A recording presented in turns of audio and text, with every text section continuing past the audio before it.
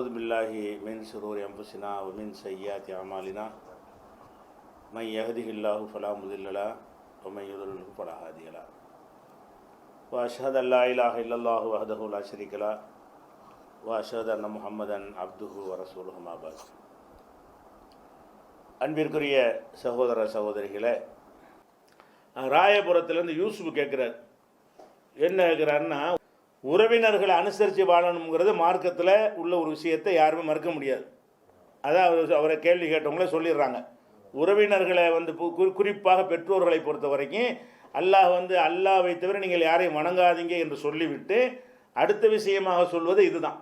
அதான் லா தாபுதுன்னு இல்லல்லா, அல்லாஹ்வை தவிர நீங்கள் யாரையும் வணங்கக்கூடாதுன்னு சொல்லிட்டு அடுத்த உடன்படிக்கை என்னன்னு கேட்டால் ஒபில் வாலிதைன்னு எஹசானா, பெற்றோருக்கு நன்மை செய்ய வேண்டும் என்று அல்லாஹ் உங்களுக்கு. அப்புறம் ஒதில் குர்பா, உறவினர்களுக்கு நீங்கள் நன்மை செய்ய வேண்டும். அப்புறம் யத்தீம்களுக்கு, அப்புறம் மிஸ்கின்களுக்கு அப்படின்ட்டு என்ன செய்கிறது அல்லாஹ் அவ்வளோ முக்கியத்துவம் கொடுக்குறான். செலவழிக்கிறத பற்றி கேட்கும்போது கூட இது 2:83 2:215 அல்லாஹ் என்ன சொல்கிறான்னு கேட்டால் என்ன செலவழிப்பது என்று கேட்கிறார்கள். நபியை நீங்கள் சொல்லுங்கள், என்ன செலவழிக்கிறீங்க மேட்ரு இல்லை, யாருக்கு செலவழிக்கிறத மேட்ரு. நீங்கள் செலவழிப்பதாக இருந்தால் எதை செலவழித்தாலும் ஃபொலில் வாலிதைனி, பெற்றோருக்கு செலவு செய்யுங்க. உள்ள அக்ரபீன, உங்களுடைய உறவினர்களுக்கு செய்யுங்க. எத்தீம்களுக்கு, அனாதைகளுக்கு, மிஸ்கின்கள், ஏழைகளுக்கு செய்யுங்கன்ட்டு அந்த வசனத்தில் எல்லாம் சொல்லி காட்டுகிறான். இதே மாதிரி இதே கருத்துப்பட 4:36 எல்லாம் சொல்லி காட்டுறான். அதாவது பெற்றோர்களை கவனிக்கிறது அவ்வளோ பெரிய முக்கியத்துவம் வாய்ந்தது என்பதில் மாற்று கருத்தே கிடையாது. பெற்றோரை கவனிக்கணும், பெற்றோருக்கு உதவியாக இருக்கணும். மேற்று என்னென்னு கேட்டால், அவங்க மார்க்கத்துக்கு விரோதமாக போகும் பொழுது நம்ம என்ன செய்வது, மார்க்கத்துக்கு மாற்றமான ஒரு காரியத்தை செஞ்சால் நம்ம என்ன செய்வது என்பதை இப்போ அடிப்படையான கேள்வியாக இருக்கிறது. மார்க்கத்துக்கு மாற்றமாக உள்ளதை பொறுத்த வரைக்கும் நம்ம உறவை பிரிக்கிறத ரசூல் ஸல்லல்லாஹு அலைஹி வஸல்லம் அவர்கள் அதை ஒரு குற்றமாக சொல்லலை, அல்லாவும் சொல்லலை. அல்லாஹ் என்ன செய்கிறான்னு கேட்டால், பெற்றோர்களை மதிக்க சொன்ன, உறவை மதிக்க சொன்ன அல்லாஹ் தான் என்ன சொல்கிறான், 29:8 வஸ்ஸைனல் இன்சான பி வாலிதைஹி ஹுஸ்னா, பெற்றோருக்கு நன்மை செய்யுமாறு மனிதனுக்கு நம்ம வலியுறுத்தி இருக்கிறோம். பெற்றோருக்கு நன்மை செய்யணும். ஒயின் ஜாகதாக்க, அந்த பெற்றோர் இருவரும் லி துஷிரி கபி மாலை சிலக்கபிஹி இல்முன், உனக்கு அறிவில்லாத ஒன்றை இணையாக்குமாறு, எனக்கு இணையாக்குமாறு உன்னை வற்புறுத்துவார்கள் என்று சொன்னால் ஃபலா துதியுஹுமா, அவங்க சொல்ல நீ கேட்காதே. எதில் கேட்கக்கூடாது, பெற்றோர்கள் ஷிர்க் வைக்குமாறு, அல்லாஹ்வுக்கு பாவம் செய்யுமாறு கேட்டார்கள் என்று சொன்னால் நீ கட்டுப்படாதே. கட்டுப்படாமல் இருப்பது என்பது அவங்கள உதவி செய்வதற்கு மாற்றம் கிடையாது. அவங்க சொல்ல கேட்க மாட்டோம். உனக்கு என்ன வேணும், உங்களுக்கு உணவு வேணுமா, உடை வேணுமா, அது தருவோம். இது என்னுடைய மறுமை சம்மந்தப்பட்டதில் என்ன செய்யணும்னு வந்தீர்கள் என்று சொன்னால் உங்கள் சொல்ல நான் கேட்க மாட்டேன். இதை பிரிச்சுக்கிறேன். பெற்றோரை புறக்கணிக்கவும் கூடாது. ஓ சாஹிபுகுமா ஃபித்துன்யா மாரூஃபா, துன்யா விஷயத்தில் அவங்க 2 பேர்கிட்டையும் அழகான முறையில் தோழமையாக இருக்கிறான் அல்லாஹ். துன்யாவுடைய விஷயத்தில், துன்யாவுடைய உலக விஷயம்னு சொல்லுங்கள். உங்களுக்கு என்ன வேணும், வசதி இருக்கா, வீடு வாங்கி கேட்குறீங்களா, வீடை கூட வாங்கி தர்றேன், அது வேறு விஷயம். நீங்கள் சடங்கு செய்ய சம்பிரதாயம் செய்யணும்னு சொன்னீங்கன்னா இது துன்யா விஷயமா, உலக விஷயமா, மறுமை விஷயமா? அப்போ மறுமையில் அல்லாஹ் எதை எனக்கு கேள்வி கேட்பானோ அந்த விஷயத்தில் நீங்கள் தலையிடக்கூடாது. துன்யாவுடைய விஷயமா, உலகத்துடைய விஷயமா, உங்களுக்கு நான் எது வேண்டாலும் செய்வேன். இது எந்த அளவுக்குண்டா, ஒரு மனிதனுடைய ஒரு உறவுலையே சிறந்த உறவு எது, அவன் பெற்ற பிள்ளைகள் தான். பிள்ளைகள் தான் நம்ம அதிகமாக நேசிப்பான். அது பொம்பளை பிள்ளையாக இருந்தால் நான் அதிக கூடுதலாக நேசிப்பான். இப்போ நபி ஸல்லல்லாஹு அலைஹி வஸல்லம் அவர்கள் ஃபாத்திமா அவங்களுடைய வீட்டுக்கு வர்றாங்க, மகள் வீட்டுக்கு வர்றாங்க. என்ன செய்கிறாங்கன்னா திரும்புகிறாங்க, அப்படி உள்ள நுழையாமல். மகளை பார்க்க வர்றாங்க, எப்போதாவது அரிதாக வருவாங்க. என்ன செய்கிறாங்க, மகளை பார்க்க வந்தால் உள்ளே போயிட வேண்டியது தானே. வீட்டுக்கு வர்றாங்க, வாசலில் நின்றுட்டு திரும்பி போகிறாங்க. அப்போ ஏன் திரும்பி பார்க்குறாங்க, ஃபாத்திமா நாய் பார்த்துட்ருக்குறாங்க. தெரியல காரணம், என்னத்துக்கு வர்றாங்க, இப்படி திரும்பி போகிறாங்களே, அப்படியே அவங்க ஃபீலிங் பண்ணிகிட்டு இருக்கிறாங்க. அப்போ அலி ரலியல்லாஹு வர்றாரு, ஃபாத்திமாவுடைய கணவர் ரசூலுல்லாஹுடைய மருமகன் வர்றாங்க எங்கள் வீட்டுக்கு. உடனே ஃபாத்திமா நாயே சொல்கிறாங்க, இந்த மாதிரி எங்கள் தகப்பனார் வந்தாங்க, வாசலில் நின்றுட்டு போயிட்டாங்க, என்ன விஷயம்னு தெரியல அப்படின்னு சொன்னோன்னே இவர் அடிச்சு பிடிச்சி ஓடி வர்றாரு. அப்போ ரசூலுல்லாஹ்ட்ட என்ன செய்கிறாரு, என்ன இந்த மாதிரி வந்தீங்களாம்ல, ஏன் போனீங்க, உள்ளே வராமல் ஏன் போயிட்டீங்களா அப்படின்னு கேட்குறாரு.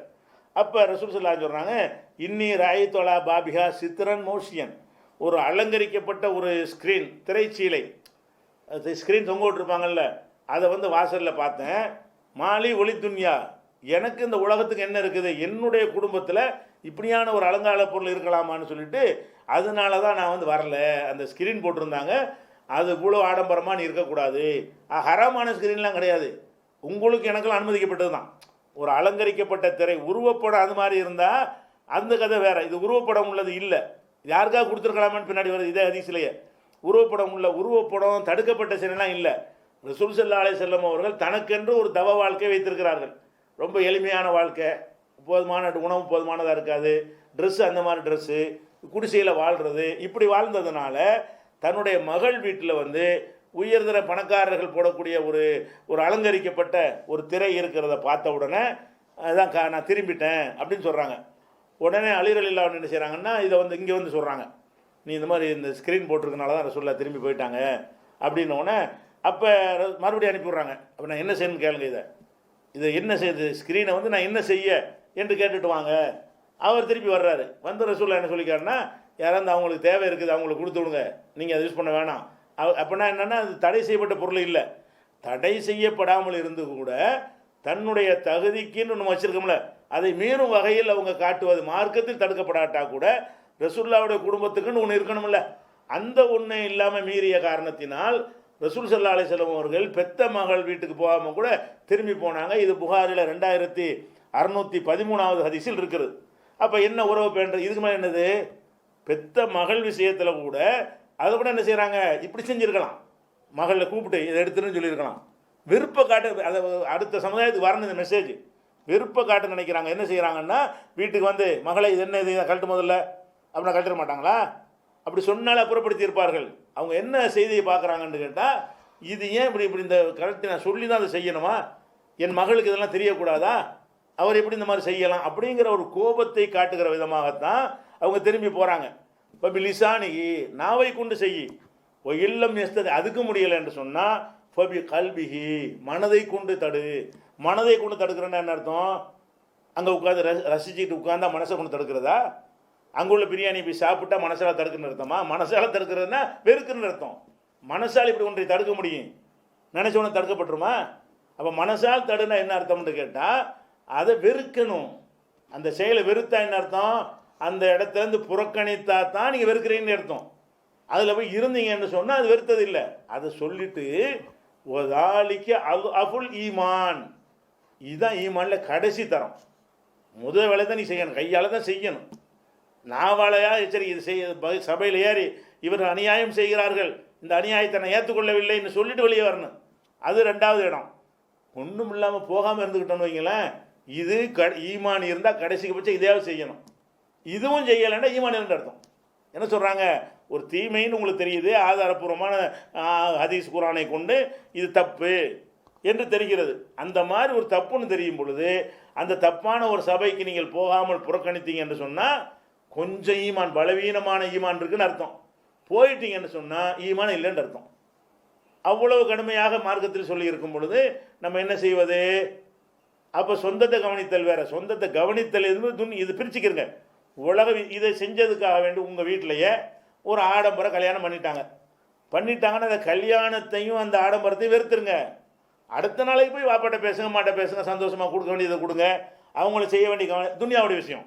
இதுக்காக நீ வெறுத்தே ஒதுக்கிடக்கூடாது. ரசூல் ஸல்லல்லாஹு அலைஹி வஸல்லம் அவர்கள் என்ன மாதிரி காட்டினாங்களோ அந்த மாதிரி என்ன செய்யணும், இருந்து கொள்ளணும். உலக விஷயங்களில் அவங்களுக்கு செய்கிற கடமைகளில் நம்ம தவறு அப்போ தான் ரெண்டையும் பேலன்ஸ் பண்ணி தான் போகணும். ரெண்டு நல்லா தானே சொல்கிறான், பெற்றோரை கவனிக்கவும் நல்லா தான் சொல்கிறான், சொந்தக்காரங்களை கவனிக்கவும் வந்தான்னு சொல்கிறான். இந்த மாதிரி தீமை நடந்தால் என்ன செய்கிறது, புறக்கணிங்க நல்லா அப்படி தான் சொல்கிறான். எந்தளவுக்கு கடுமையாக சொல்கிறான்னு கேட்டால், நீங்கள் ஒரு சபைக்கு போகிறீங்க, போகும் பொழுது அங்கே ஒரு 4வது அத்தியாயம் 140வது வசனம், அது முக்கியமான ஒரு வசனம். கது நஸ்ஸல் அலைக்கும் ஃபில் கிதாபி, இந்த வேதத்தில் உங்களுக்கு அல்லாஹ் இறக்கி இருக்கிறான். என்ன இறக்கி இருக்கிறான்னா, அந்நிதா சமயத்தும் ஆயாத்தில்லாஹி யுக்வர் பிகா, அல்லாஹ்வுடைய வசனங்கள் நிராகரிக்கப்படுகின்ற, ஓ யுஸ்தஹுஸு பிகா, அல்லாஹ்வுடைய வசனங்கள் கேலி செய்யப்படுகின்ற ஒரு சபையை கண்டால் பொலா தக்உது மஅஹும், அவங்களோட நீங்கள் உட்காராதீர்கள். ஒரு சபை இருக்குது, அல்லாஹ்வுடைய மார்க்கத்தை மீறுறாங்க, அல்லாஹ்வுடைய வசனங்கள்லாம் கேலி செய்யப்படுகிறது. மகுரு கூட நல்லா சொல்கிறான், நீ என்ன மகுரு நான் வருதுன்னு வாங்குவேங்கிறான், இதான் கேலி செய்கிறது. அல்லாஹ்வுடைய மார்க்கத்தை வந்து கேலி செய்கிற ஒரு சபையை கண்டால் ஃபலா தக்உது மஅஹும், அவங்களோட அமராதிங்கன்னு போகாதீங்கன்னு அர்த்தம். போகாதீங்க. ஹத்தா யகூது ஃபீ ஹதீஸின் கைரிஹி, வேறு அஜெண்டாவுக்கு போகிற வரைக்கும் அதை விட்டு வெளியே வந்துடணும். அப்புறம் நல்ல காரியம் ஏதாவது செஞ்சாங்கன்னா சேர்ந்துக்கணுங்க. ரெண்டு அழகாக சொல்கிறான்ல பாருங்க, அந்த சபையை புறக்கணிக்கணும் எது வரைக்கும்? ஹத்தா யஹூலு ஃபி ஹதீஸின் கைரிஹி, வேறு காரியங்கள் மூழ்கிற வரைக்கும் அதை விட்டு நீங்கள் புறக்கணித்து விட வேண்டும். இல்லை என்று சொன்னால் இன்னக்கும் இதன் மிஸ்லுகும், நீங்களும் அவர்களை போன்றவர்கள் தான். அதில் நீங்கள் உட்கார்ந்தீங்கன்னா நீங்கள் வரதட்சணை வாங்கினீங்கன்னு அர்த்தம். ஆடம்பர கல்யாணத்தில் உட்கார்ந்தா, அனாச்சாரம் நடக்கிற கல்யாணத்தில் உட்கார்ந்தா நீங்கள் அனாச்சாரம் செஞ்சீங்கன்னு அர்த்தம். அவர்களை போன்றவர்கள். அப்போ ஒரு சபையில், கெட்ட சபையில் உட்கார்ந்தா நானும் அதே மாதிரி ஆயிடுவேன், நல்லா எச்சரிக்கையாக உட்கார முடியுமா? அதே நேரத்தில் அதை புறக்கணிச்சதுனால அவங்கள புறக்கணிக்கணும்னா கூடாது. ஏன்? வேறு காரியத்தில் மூழ்கிற வரைக்கும் தான் நல்லா சொல்கிறான். வேறு காரியங்கள், நல்ல காரியங்கள் வருது, அது கூப்பிடுறாங்க, முறையாக கல்யாணம் பண்ணுறாங்க, அதை போய் சேர்ந்துக்கிற வேண்டியதுதான். அந்த மாதிரியான ஒரு காரியங்கள்லாம் நம்ம செஞ்சுக்கிடலாம். அதனால் நம்ம உறவை பேணுதல் என்பதும் அவசியம். மார்க்கத்துக்காக வேண்டி புறக்கணித்தாலும் உறவை பேணுறது அவசியம். முஸ்லீம் அல்லாத ஒருத்தர் இருப்பார், தாப்பனார் முஸ்லீம் அல்லாதவர் இருப்பார், இவர் இஸ்லாத்துக்கு வந்துடுவார். வந்தாலும் தாப்பனை கவனிக்கணுமா இல்லையா? முஸ்லீம் அல்லாமல் இருக்கிறது இஸ்லாம் நம்ம ஏற்றுக்கவே முடியாது தானே. அவர் இஸ்லாத்தில் இல்லாத ஒருத்தராக இருந்தால் கூட அவருக்கு என்ன செய்யணும்? நீங்கள் செய்ய வேண்டிய கடமையை செய்யணும். அந்த ஆயத்தை தான் சொல்லுது. என்ன சொல்லுது? அவர்கள் உன்னை சிறுக்கு வைக்கும்படி வற்புறுத்தினால்தான் அர்த்தம். இவங்க மகன் இஸ்லாத்துக்கு வந்துடுறாரு, தகப்பன் வரல, இப்ராஹிம் நபி மாதிரி அவர் வந்துட்டாரு, தகப்பன் வரல, இல்லை வற்புறுத்துறாரு சிறுக்கு வைக்க சொல்லி. அப்போ நீ என்ன செய்யணும்? துன்யாவில் தொலைமையாக இருந்துக்க, அதில் கட்டுப்படாத. துன்யா விஷயத்தில் அவங்க செய்ய வேண்டிய கடமையை செய்யி, இதை மட்டும் கேட்க மாட்டேன்று. அப்போ இதை நம்ம விளங்கி பேலன்ஸ் பண்ணிக்கிட்டோம் என்று சொன்னால் ஒரு குழப்பமும் வராது. இது முதல் கேள்விக்கு உரிய ஒரு பதில். ரெண்டாவது கேள்விக்கு என்னென்னு கேட்டால், இவங்க என்ன செஞ்சாலும் அவங்க புறக்கணிக்கிறாங்க, எனக்கு குற்றம் வருமானம், இதெல்லாம் அவருக்கும் உள்ள பதில் தான். அவர் கூடுதலாக என்ன கேட்குறாருன்னு கேட்டால், நாங்கள் இந்த மாதிரி புறக்கணிச்சிட்டதுனால அவங்க எங்களோட இணைய மாட்டேங்கிறாங்க, அனுசரிக்க மாட்டேங்கிறாங்க. அவங்க அனுசரிக்கவில்லை என்று சொன்னால் எங்கள் மீது குற்றம் வருமாங்கிறத கேட்குறாரு. உறவு பகைச்ச குற்றம் வராது. நம்ம அது போய் துன்யாவுடைய விஷயத்தை இணங்கி போகிறோம், அவங்க நம்ம புறக்கிறாங்க, குற்றம் வர. யார் இது செய்கிறானோ அவன் தான் குற்றவாளி. அல்லாஹ்வுடைய பார்வையில் ஒரு காரியத்தை யார் செய்கிறானோ அவன் தான் குற்றவாளியை தவிர நம்ம தான் நெருங்கி போகிறோமே. அவங்க தானே மாட்டேங்கிறாங்க. அவங்க மாட்டேன்னு சொல்லும் பொழுது அவங்க புறக்கணித்தார்களே, ஆனால் உறவை புறக்கணித்த குற்றம் அவங்களுக்கு வருமே தவிர நமக்கு வராது. இன்னும் சொல்ல போனால் இதில் நம்ம உறுதியாக இருந்ததின் காரணத்தினால்தான் இந்த கொள்கை சீர்திருத்த மக்கள்கிட்ட வளர்ந்தது. அட்ஜஸ்ட் பண்ண ஆரம்பித்தோன்னா என்னை பார்த்து நீங்கள் பண்ணுவீங்க, உங்களை பார்த்து அவர் பண்ணுவார், அவரை பார்த்து இவர் பண்ணுவார், இவரை பார்த்து அவர் பண்ணுவார், எல்லாம் சேர்ந்து பள்ளிவாசல் வச்சு அது பாத்தியான்னு வரச்சு நாங்கள் கொடுத்தாங்களா இல்லை? ஒரு காலத்தில் பள்ளிவாசலில் உட்காந்துக்கிட்டு அஜர்த்து பாத்தியாவது இன்னைக்கு செய்ய முடியுதா? ஏன் செய்ய முடியலை? ஒருத்தன் புறக்கணிச்சான், அப்புறம் 2 பேர் புறக்கணிச்சான், அப்புறம் 5 பேர் புறக்கணிச்சான், அது வரைக்கும் ஒரு மாதிரியாக பார்த்தாங்க, அப்புறம் 10 பேர் புறக்கணிச்சவனு வைக்கப்படுறான். இது செஞ்சோம்னா எல்லாம் கேள்வி பண்ணுறாங்க, நம்ம தப்பு செய்கிறோம் அப்படின்னு சொல்லிட்டு அவங்க மாற்றங்கள் வந்துக்கிட்டு இருக்கா இல்லையா? அந்த மாற்றங்கள்லாம் வருவதற்கு என்ன காரணம்னு கேட்டால், அந்த தீமையை தடுக்கிற விஷயத்தில் நம்ம அட்ஜஸ்ட் பண்ணவே கூடாது. இதை நம்ம என்ன செய்யணும்? விலகிக் கொள்ள வேண்டும். இந்த கேள்விக்குள்ள பதில். திருக்குர்ஆன் தமிழாக்கம் மூளை பி ஜைனுல் ஆபிதீன். புனித குர்ஆன் அருளப்பட்ட வரலாறு, அது தொகுக்கப்பட்ட வரலாறு, அது இறைவனால் தான் அருளப்பட்டது என்பதற்கான அடுக்கடுக்கான சான்றுகள், அனைவரும் புரிந்து கொள்ளும் வகையிலான எளிய தமிழ்நடை, உயர்தரமான காகிதம் மற்றும் பைண்டிங், 1856 பக்கங்களை கொண்ட 16வது பதிப்பு, விலை ரூபாய் 450 மட்டுமே. மற்றும் 100க்கும் மேற்பட்ட தலைப்புகளில் சகோதரர் பிஜே அவர்கள் எழுதிய இஸ்லாமிய அறிவை மேலோங்க செய்யும் புத்தகங்கள் என அனைத்தும் கிடைக்கும் இடம் மூன் பப்ளிகேஷன், 83/3 மூர்த்தெரு, முதல் மாடி, மண்ணடி, சென்னை 1. தொடர்புக்கு 9447276341. துபாயிலிருந்து முகமது கேட்கிறார், அல்லாஹ்வின் மீது சத்தியம் செய்து பையத்து அடிப்படையில் ஒரு அமைப்பில் சேர்ந்து பயணிக்கிறோம். சில காலங்கள் கழித்து அந்த அமைப்பின் செயல்பாடுகள் குறித்து எனக்கு விருப்பமில்லாத காரணத்தினால் அந்த அமைப்பை விட்டு வெளியேறலாமா என்று கேட்குறாரு. என்ன மேட்டர்னு கேட்டால், தவறுன்னு ஒரு அதை விளக்க தேவையில்லை. அல்லாஹ் மேலே சத்தியம் செஞ்சு பையத்து பண்ணிட்டோம்ல, அல்லாஹ் மீது சத்தியம் செஞ்சு ஒரு பையத்து செய்து விட்டால், உறுதிமொழி கொடுத்து விட்டால், அதை அதை விட்டு வெளியே வர்றதுக்கு மார்க்கத்தில் குற்றமாயிருமா? அல்லாஹ் முன்னிறுத்தி செஞ்சிட்ட காரணத்தினால் அதிலேயே நீடிக்கிறதா, அல்லது நம்ம வெளியே வந்துடுறதா? தவறுன்னு தெரிய வரும் பொழுது வெளியே வந்துடுறதா அப்படின்னு கேட்குறாங்க. இதில் அடிப்படையான ஒரு விஷயத்தை வச்சுக்கிறேன். என்ன விஷயம்னு கேட்டால், அதாவது எந்த ஒரு இயக்கத்துக்குன்னு மட்டும் இல்லை, எந்த ஒரு விஷயத்துக்கு நீங்கள் சத்தியம் செஞ்சாலும் சரிதான். சத்தியம் செஞ்சது நீங்கள் தவறுக்கு செஞ்சிட்டீங்க, தவறான காரியத்துக்கு சத்தியம் பண்ணிட்டீங்கன்னு உங்களுக்கு தெரிகிறது.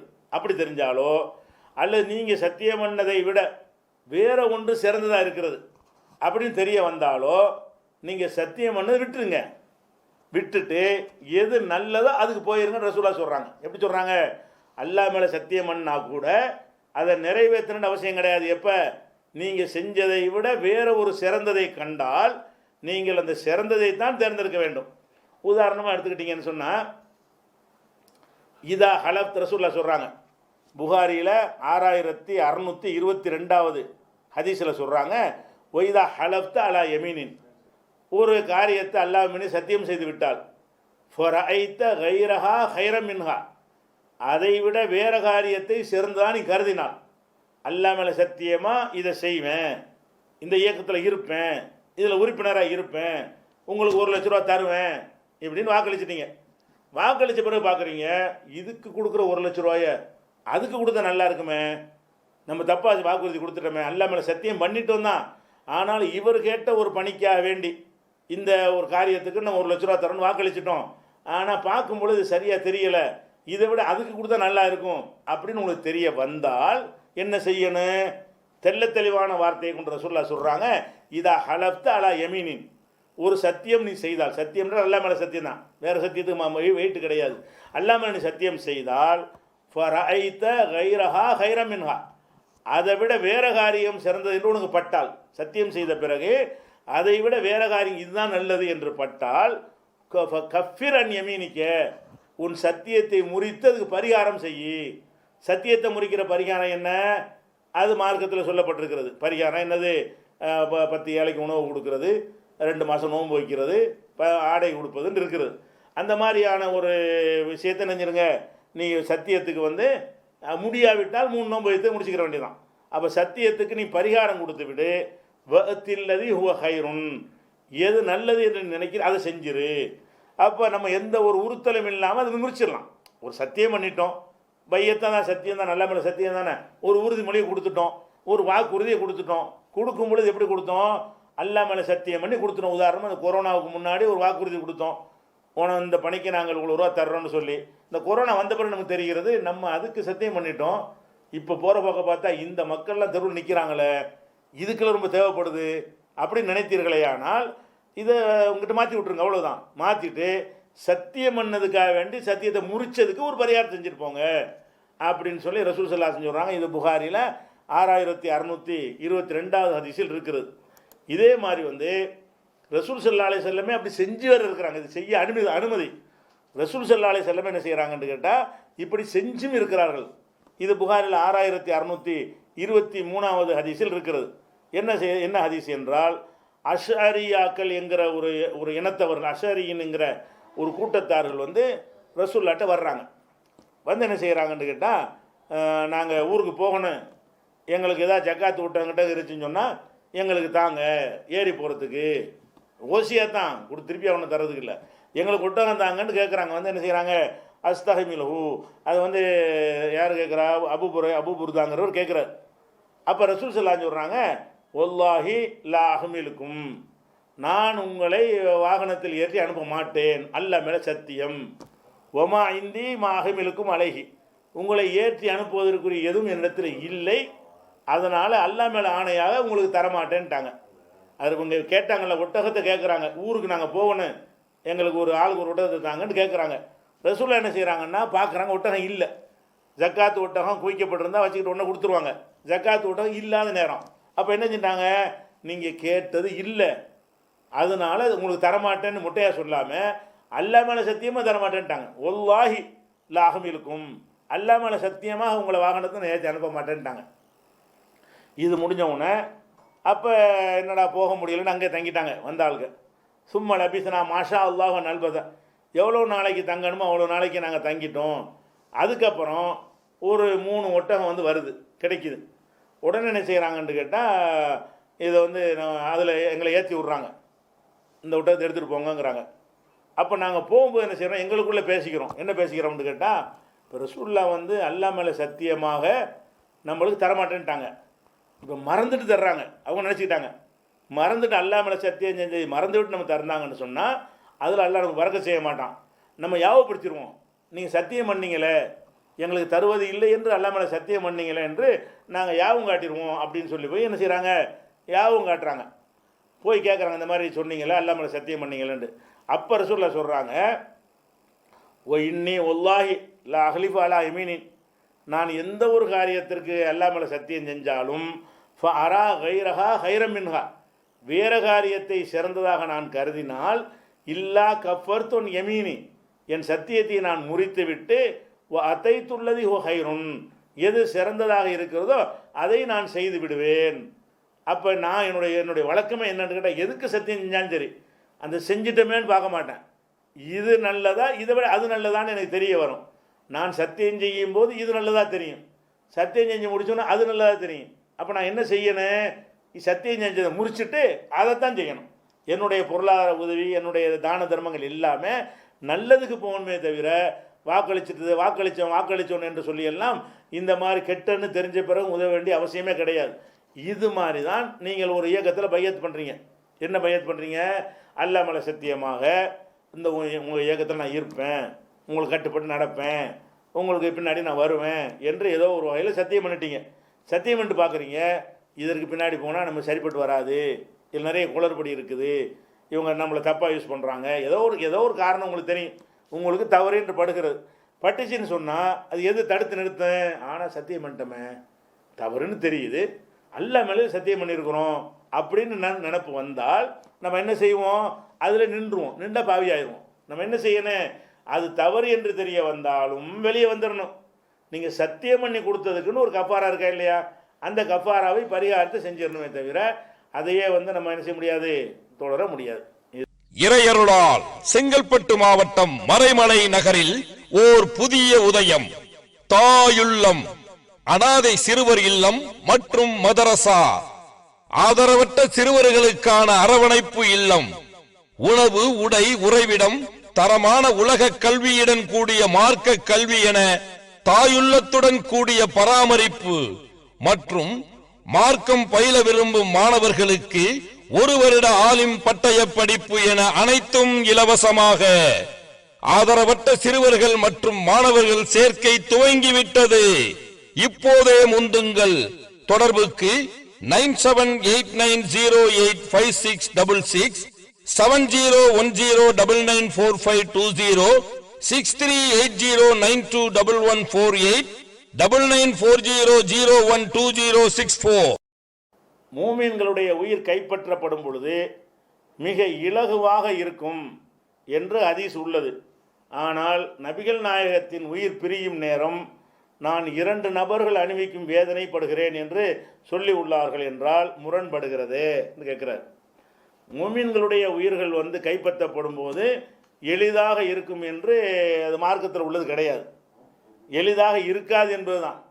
உயிரை கைப்பற்றும் பொழுது கஷ்டமில்லாமல் மௌத்தா போயிட்டா நல்ல மௌத்து, கஷ்டப்பட்டு மௌத்தா போனால் கெட்ட மௌத்துன்னு நம்ம தப்பை விளங்கி வச்சுருக்கிறோம். கஷ்டப்பட்டு மௌத்தா போனால் ஆக துடிச்சு மௌத்தா நான் பார்த்தேன், அவர் துடிச்சு கதறி மௌத்தா போனார் அப்படின்னு சொல்லிட்டு அது கெட்ட மௌத்துன்றாங்க. அப்படி தூங்குற மாதிரி போனார் ஒன்றும் தெரியல போயிட்டார் நல்ல மௌத்துங்கிறாங்க. இதெல்லாம் நல்ல மௌத்து, இது மாதிரி இப்படி இதுதான் நல்ல மௌத்துன்னு சொன்னீங்கன்னா இந்த மாதிரி முஸ்லீம் அல்லாத மகா கெட்டவங்களுக்கு கூட இந்த மாதிரி மௌத்து வரும். எப்படி பொசுக்கன் படுப்பான் போயிடுவான், அது நல்ல மௌத்து. அது நல்ல மௌத்து கெட்ட மௌத்து என்பதெல்லாம் அந்த மௌத்து எந்த மாதிரி வருது என்பதை வைத்து தீர்மானிக்கிறது கிடையாது. இன்னும் சொல்ல போனால் ரசூலுல்லாஹ் சொல்கிறாங்க, மாயசாருல் பலாவு பில் மூமினி ஒல் மூமினத்தி, மூமினான ஆணுக்கும் மூமினான பெண்ணுக்கும் பலா முசீபத்து நீடித்து கொண்டே இருக்கும். ஃபி நப்சிஹி, அவனுடைய உயிர் விஷயத்தில், வலதிகி ஓ மாளிகி, அவன் பிள்ளை விஷயம் செல்வம் விஷயத்துக்கெல்லாம் இருக்கும்.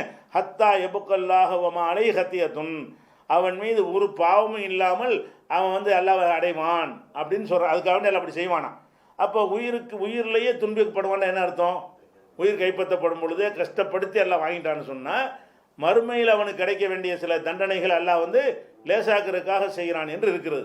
அப்போ இன்னும் சொல்ல போனால் இப்போ ரசூல் ஸல்லல்லாஹு அலைஹி வஸல்லம் ஒரு 5 பேரை ஷஹீதுங்கிறாங்க. இந்த 5 பேர் யார், இந்த மாதிரியாக கஷ்டப்பட்டு மௌத்தா போனால்தான் யார், அஷுஹதாவு ஹம்சத்தும், சுகதாக்கள் 5 பேர், உயிர் தியாகிகள் 5 பேர். அல் மத்ஊனு, பிளேக்குக்கு உள்ளாக்கப்பட்டவர், பிளேக் நோயால் தாக்கப்பட்டவருங்கிறோம். இந்த பிளேக் நோயால் தாக்கப்பட்டவர் எப்படி மௌத்தா இருப்பார், அந்த பிளேக் நோய் வந்தவங்கள்ட்ட போய் கேளுங்க. போய் வயிற்று போக்கு போய்கிட்டே இருக்காங்க, என்னென்ன சொல்ல முடியாது, அவ்வளோ துடிச்சு வேதனைப்பட்டு தான் சாவுவார். வேதனைப்பட்டு சாவுற ஒருத்தரை ரசூலுல்லாஹ் இந்த பிளேக் நோயுடைய தாக்கத்தினால் வேதனைப்பட்டு சாவுறவர் அவர் ஷஹீதுங்கிறாங்க ரசூல் ஸல்லல்லாஹு அலைஹி வஸல்லம். இவர் வேதனை இல்லாமல் செத்தாரா, வேதனையோட செத்தாரா?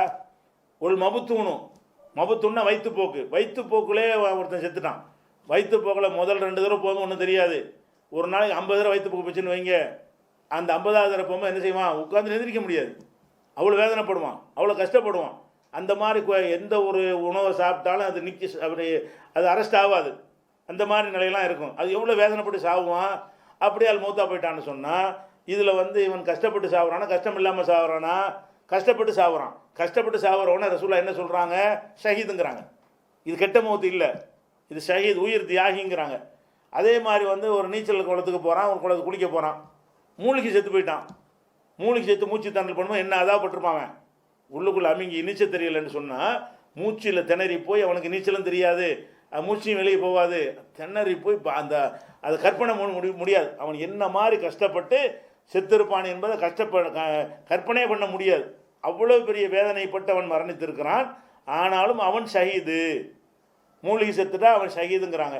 ஒரு சாஹிபுல் ஹதமி, இடிஞ்சு விழுந்து செத்துட்டான், அதான் திடீர்னு வர்றது. அது கூட இந்த இடிஞ்சு விழுந்தவனே அவனுக்கு ஒரு வேதனை இருக்கத்தான் செய்யும். ஒரு மாடியில் இருக்கிறான், கீழே இருக்கிறான், மாடி இடிஞ்சு அவன் மேலே விழுந்துருச்சு, சட்னியாக போயிடுவான்ல.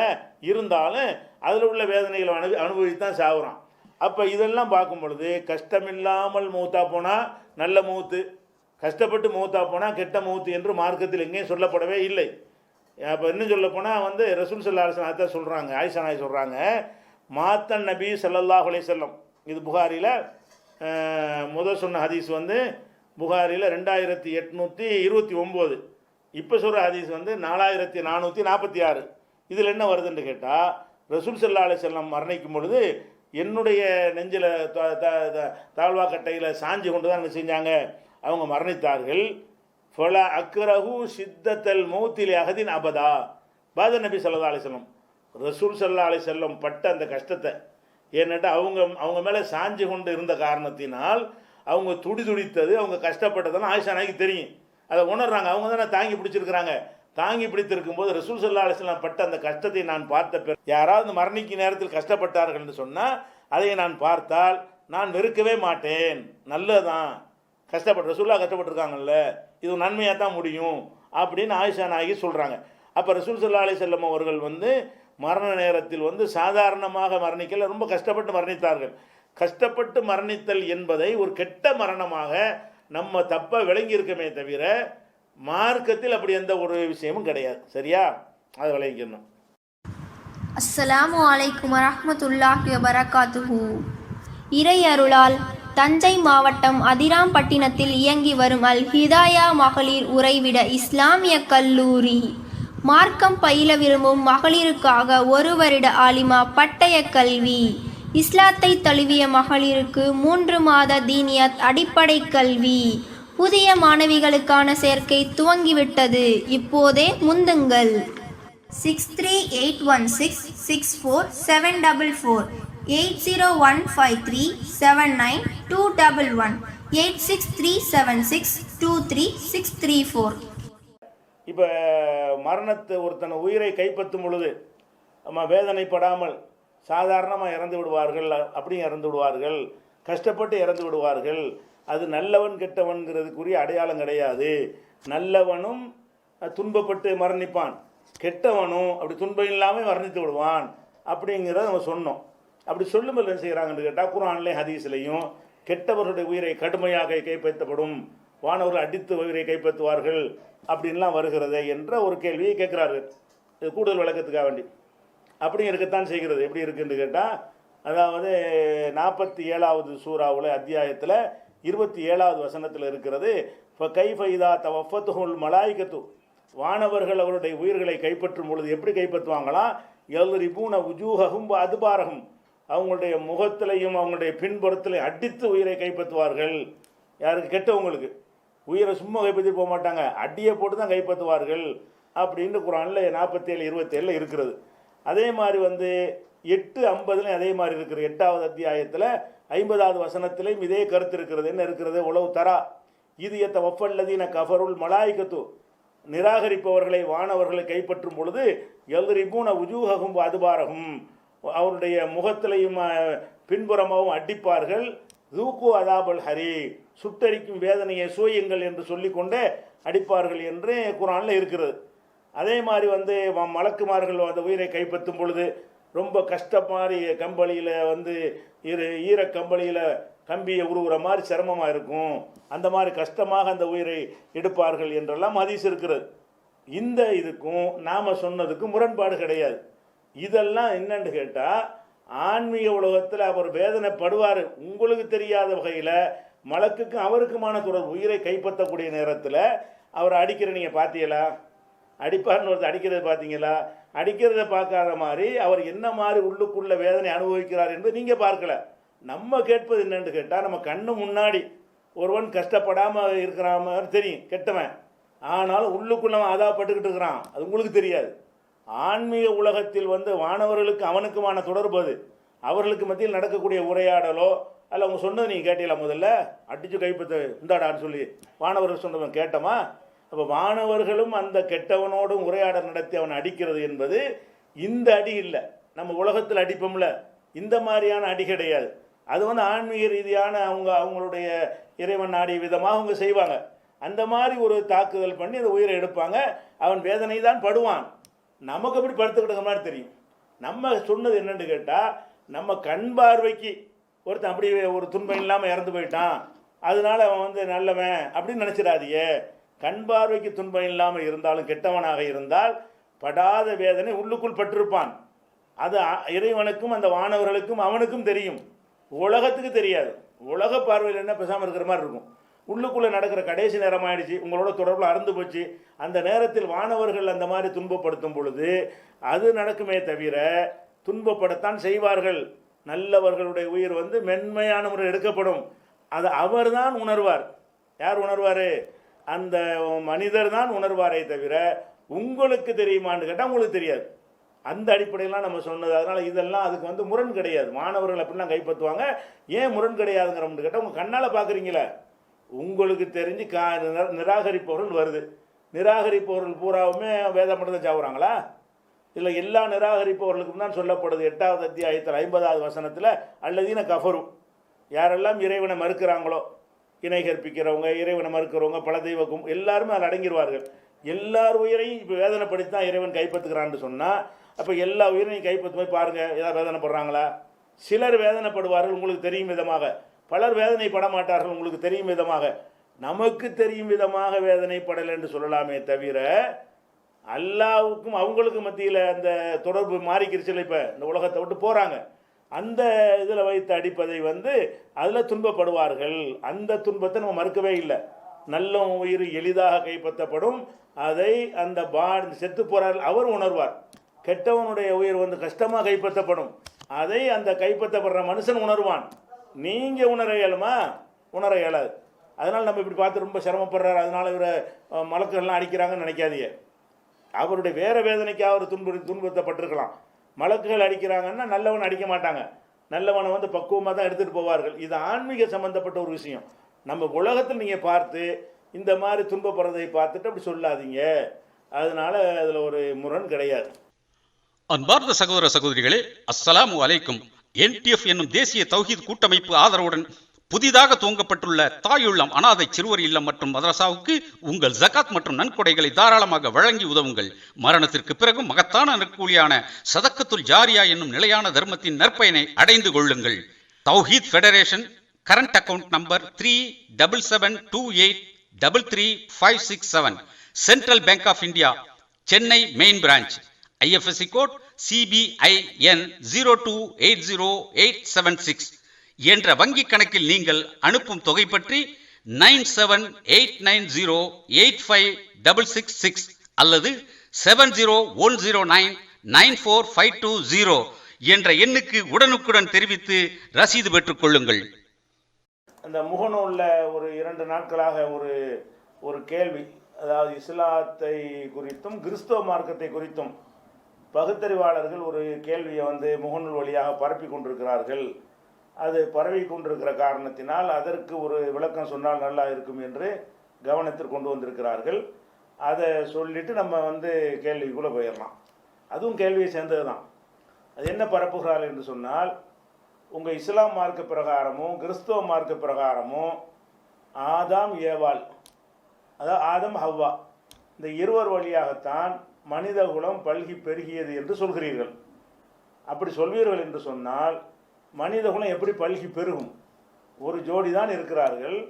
மனித குலம் பல்கி பெருக வேண்டுமானால் அந்த அவர்களுக்கு பிறந்த பிள்ளைகள் மத்தியில் தான் திருமணம் நடந்திருக்க வேண்டும். அதாவது அண்ணன் தங்கைக்கு மத்தியில் தான் திருமணம் நடந்திருக்க வேண்டும். இவ்வளவு கேவலமான ஒரு அசிங்கமான முறைகளாக உங்களுடைய இறைவன் உங்களை படைத்திருக்கிறான் அப்படிங்கிற பகுத்தறிவு பூர்வமாக கேட்பதாக நினைத்து கொண்டு இந்த ஒரு கேள்வி கேட்கிறார்கள். அப்போ இதுக்கு என்ன பதில் சொல்கிறது கேட்குறாங்க. இந்த கேள்வி கேட்குறதுக்கு இதுக்கு என்ன இஸ்லாத்தினுடைய பதில் என்பது ஒன்று தனியாக வச்சுக்கிடுவோம்.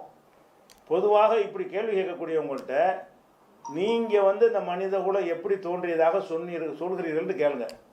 கேட்குறாங்கல்ல, சரி நாங்கள் ஆதம் ஹவ்வான்னு சொல்லிவிடுறோம். நீங்கள் எந்த முறையில் மனித குலம் தோன்றியதாக சொல்கிறீர்கள் அப்படின்னு கேட்டால், ஒன்று பரிணாம வளர்ச்சியும்பாங்க. பழைய காலத்தில் உள்ள அறிவாளிகள்லாம் என்ன செய்வாங்க, பரிணாம வளர்ச்சின்னு சொல்லுவாங்க. நவீன காலத்தில் உள்ளவர்களாம் என்ன செய்வாங்கன்னு கேட்டால், ஜீனோம் மரபணுவை ஆராய்ச்சி பண்ணிவிட்டு இப்போ என்ன செய்கிறாங்கன்னா எல்லாமே ஒரு ஆப்பிரிக்க தாய்க்கு தான் பிறந்தார்கள்னு சொல்கிறாங்க. நீங்கள் இந்த பகுத்தறிவாளர்கள் ரெண்டில் எதை ஏற்றுக்கிறீங்க? பகுத்தறிவாளர்களாக இருக்கக்கூடிய நீங்கள் இப்போ நவீன காலத்து கண்டுபிடிப்பு என்ன?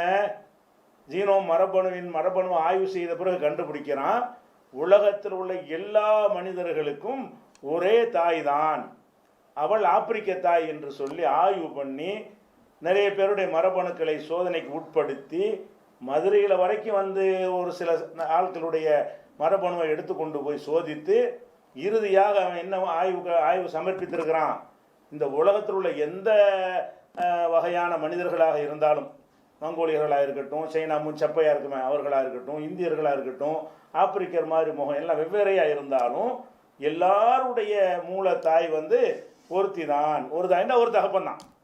இப்போ இது அறிவியல் சொல்லுத, இதை நீங்கள் சொல்லும் பொழுது அதே கேள்வி வரும். இப்போ நீங்கள் அறிவியல் பிரகாரம் என்ன சொல்கிறீங்க, உலகம் பூரா வந்து ஒரு தாய்க்கு தான் பிறந்ததுன்ட்டீங்க. ஒரு தாய்க்கு பிறந்ததுலேருந்து வந்த அண்ணன் தங்கச்சிக்கு மத்தியில் தான் கல்யாணம் நடந்திருக்கு. உங்கள் கருத்து பிரகாரமும் நீங்கள் ஒரு கேள்வி கேட்குறதா இருந்தால் உங்கள் நிலைப்பாட்டுப்படி அது இல்லாமல் இருக்கணும். அந்த கேள்வி உங்களை நோக்கி வராமல் இருக்க வேண்டும். நீங்கள் இஸ்லாத்தை நோக்கி அல்லது கிறிஸ்தவத்தை நோக்கி இந்த கேள்வி கேட்குறீங்க, ஒரு ஜோடிக்கு பிறந்தால் அண்ணன் தம்பிக்குள்ளே எப்படி அது எப்படி அசிங்கமாக இருக்க என்று ஒரு அடிப்படையில் கேட்டீர்களேயானால், அதுதான் உங்களுடைய நோக்கமாக இருந்தால், அப்போ மரபணுவின் மூலமாக இன்னைக்கு ஆய்வு செய்து கண்டுபிடித்த பிறகு உலகத்திற்கெல்லாம் ஒரு தாய் தான், இதை வந்து நீங்கள் பகுத்தறிவாளர்களை வழங்கிக் கொள்வதாக இருந்தால், நீங்கள் ஏற்றுக்கொண்டிருக்கக்கூடிய அந்த திராவிடர் கழகத்தினுடைய உண்மை என்கிற இணையதளத்திலேயே இந்த விவரங்களை வெளியிட்டிருக்கிறார்கள். தினமணியில் அக்டோபர் 22 1988 வந்த பத்திரிகையில் இந்த ஆய்வை முழுமையாக வெளியிட்டு, அது வந்து ஒரு ஆப்பிரிக்க தாய்க்கு தான் எல்லாருக்குமே ஒரு அம்மா தான், உலகத்தில் உள்ள எந்த மொழி, தமிழன் மலையாளி அவன் எவனார் தேசியன் அந்த நம்மளாம் பைத்தியக்காரத்தனம் சொல்லுவாங்க. பகுத்தறிவுக்கு அப்பாற்பட்டு தமிழர் ஒரு இனம், மலையாளி ஒரு இனம் என்றெல்லாம் பகுத்தறிவுக்கு அப்பாற்பட்ட மடமை. அதைத்தான் இப்போ தூக்கி பிடித்து கொண்டு சில பேர் நிற்கிறார்கள். எல்லாருமே ஒரு தாய்க்கு பிறந்தவர்கள் தான். மலையாளம் பேசினாலும் அவன் என் சகோதரன் தான், உருது பேசினாலும் ஹிந்தி பேசினாலும் சமஸ்கிருதம் பேசினாலும் அரபி பேசினாலும் ஆங்கிலம் பேசினாலும் அவன் சகோதரன் தான். ஏன், எல்லாருக்கும் ஒரு அம்மாவின் வழியாக பல்கி பெருகியது என்பதுதான் இன்றைய நவீன விஞ்ஞானத்தின் கண்டுபிடிப்பு. அதான் இஸ்லாம் எதை அப்போ சொல்கிறதோ அதைத்தான் இப்போ கடைசியாக அதில் வந்து நிற்கிது உலகம். எப்படி நிறைய மனிதர்களை படைத்து அப்படி உருவாகி வரவில்லை என்று சொல்லி இப்போ ஒத்துக்கொண்டார்கள். அப்போ இது வந்து நீங்கள் வந்து இந்த நவீன காலத்துடைய இந்த விஞ்ஞான கருத்தை நீங்கள் ஏற்றுக்கொள்ளணுமா இல்லையா? இதான விஞ்ஞானம். பகுத்தறிவாளர்கள் என்பது விஞ்ஞானத்தை ஏற்றுக்கிறணும். விஞ்ஞான ஆய்வு என்ன சொல்கிறது என்று சொன்னால், உலகமெல்லாம் ஒரு ஜோடியில் பிறந்ததுன்னு சொல்லுகிறது. அப்படி சொல்லிவிடும் பொழுது அதை நீங்கள் அதையும் சேர்த்து மறுத்துட்டு தான் இங்கே கேள்வி கேட்கணும். விஞ்ஞானத்திலையும் சொல்கிறாங்க கிறுக்கு பயில்வோ, எல்லா பயிலும் முட்டா பயில்னு சொல்லிவிட்டு எங்கள்கிட்ட கேள்வி கேளுங்க. அதை வந்து நீங்கள் உங்களுடைய பத்திரிகையில் பகுத்தறிவு பேசக்கூடிய உண்மை இதில் வெளியிடுறீங்க. விடுதலை நாளேட்டில் வந்து 28/7/2007 வெளியிருந்த விடுதலை நாளிதழில் மனித இனம் ஆப்பிரிக்காவிலிருந்து தான் உலகமெல்லாம் பறவை வந்துச்சுன்னு சொல்லி அவங்களும் எழுதியிருக்கிறாங்க. அப்போ அதை பற்றி கருதுன்னு சொல்லுங்கள். அதுலேயும் தானே இப்படி வருது. அண்ணன் தங்கைங்கிற முறையில் தான் இப்போ மனித குலம் பல்கி பெருகியது என்பது நவீன கண்டுபிடிப்பிலும் அந்த ரிசல்ட் தான் வருகிறது, இஸ்லாத்துலேயும் அதுதான் வருகிறது. அப்போ இதை ஒரு கிண்டல் மாதிரி கேள்வி கேட்குறது உங்களுக்கு தகுதி இருக்கா? அப்போ நீங்கள் அறிவியலை கேள்வி கேட்குறீங்க, இது ஒன்றாச்சா? அடுத்து என்ன, பரிணாமத்தில் பிறந்தான்னு சொல்கிறீங்க. பரிணாமத்தில் பிறந்தாண்டு ஒரு சார் அவங்க வந்து பரிணாமம்லாம் அடிபட்டு போச்சு, பரிணாமத்தில் இல்லை, ஒரு ஆப்பிரிக்க தாய்க்குத்தான் என்பதையெல்லாம் இப்போ கண்டுபிடிச்சி அதெல்லாம் கடந்து விஞ்ஞானம் மேலே போய் கொண்டிருக்கிறது. அப்போ பரிணாமம்னு வச்சுக்கிறோம், அது பழங்காலத்து பகுத்தறிவாளர்கள் அந்த காலத்தில் படித்தவர் நிப்பாட்டி கொண்டு வர அப்டேட் இல்லாமல் இருப்பாங்கள்ல, அப்டேட் இல்லாத அறிவாளிகள்லாம் என்ன சொல்லுவாங்கன்னு கேட்டால் பரிணாம வளர்ச்சியின் மூலமாகத்தான் பெருகியதுன்னுவாங்க. சரி, அதை வச்சுக்கிடுவோம். அதில் என்ன கேள்வி வரும், எதுலேருந்து பரிணாமம்? கடைசியாக குரங்குலேருந்து ஒன்று ஒன்றா பரிணாமம் ஆகி கடைசியாக குரங்குலேருந்து பரிணாமம்ங்கிறீங்க. குரங்கு என்ன செய்யும்? தாயோடையும் சேரும், தங்கையோடையும் சேரும், யாரோட வேண்டாலும் சேரும். அந்த மாதிரி கேடுகட்ட இனத்துக்கு பிறந்தவங்க தானு ஒரு கேள்வி. அதுலேயும் ஒரு அசிங்கமாக இருக்குமே, இது அசிங்கம்னு கேட்குறீங்களே, அதுவும் அதை விட அசிங்கமாக இருக்குமே. அப்போ இதை நீங்கள் கேட்க இயலாது. அல்ல, இந்து மதத்தை சேர்ந்தவர்கள் இந்த கேள்வியை கேட்பார்களே ஆனால் அவங்க சொல்லு பிரகாரம் இதே கேள்வி வரும். அவங்க 4 ஜோடி படைச்சதாவது அவங்க சொல்கிறாங்க. அவங்க தலையிலேருந்து பிறந்து அது ஒரு செட்டு, அப்புறம் தோளிலேருந்து பிறந்தது, அப்புறம் தொடையிலேருந்து பிறந்தது, அப்புறம் காலிலேருந்து பிறந்தவர்கள் 4 வர்ணங்களாக அவங்க சொல்கிறாங்க. அதை எடுத்துக்கொண்டாலும் அந்த ஒவ்வொரு வர்ணத்திற்கும் ஒரு தாய் தந்தை தான். அப்போ இதே கேள்வி வரும், அப்போ அண்ணன் தங்கச்சி தான் வரும். நீங்கள் எந்த கான்செப்டில் மனித குலம் உற்பத்தி ஆகுது நீங்கள் சொன்னாலும் எல்லா கான்செப்ட்லையுமே ஒரு ஜோடியில் தான் நம்ம நிப்பாட்டி ஆகணும். அந்த ஒரு ஜோடியிலேருந்து வரும் பொழுது அந்த ஒரு அண்ணன் தங்கைங்கிற ஒரு முறை தான் இருந்திருக்க முடியும் என்பது தெரிகிறது. அப்போ இதில் இதுதான் யதார்த்தம் விளைவிக்கிறோம். அது சரியாங்கிற 2வது விஷயம். முதல்ல இதுதான் நடந்திருக்குது, இதான் உண்மை, இதான் விஞ்ஞானம் சொல்லுது. விஞ்ஞானம் இதை சொன்ன பிறகு எப்படி நீங்கள் கேள்வி கேட்பீங்க? விஞ்ஞானம் இல்லாத அந்த காட்டு மிராண்டி காலத்தில் நீங்கள் அறிவாளிகள் நினைத்து கொண்டு கேட்டால் ஒரு அர்த்தம் இருக்கிறது. விஞ்ஞான அறிவு வளர்ந்திருக்கிற இந்த காலத்தில் இது கேட்குறீங்க, எப்படி அண்ணன் தங்கச்சிக்கு அசிங்கமாக இல்லையா, அருவருப்பாக இல்லையா, இது என்ன கேவலமாக இல்லையா உங்களுக்கு என்று கேட்டால் உங்களுக்கு தான் கேவலமாக இருக்கிறது. இப்போ ஆப்பிரிக்க தாயிட்டேருந்து நீங்கள் பிறந்தீங்க, உங்களுடைய அந்த முப்பாட்டியும் பிறந்தான்னு சொன்னால் அது கேவலம் இல்லையா? ஒரு அண்ணன் தங்கச்சி வழியாகத்தான் நீங்கள்லாம் பிறந்தீங்க அப்படின்னு சொன்னால் அதுவும் தான் கேவலம்.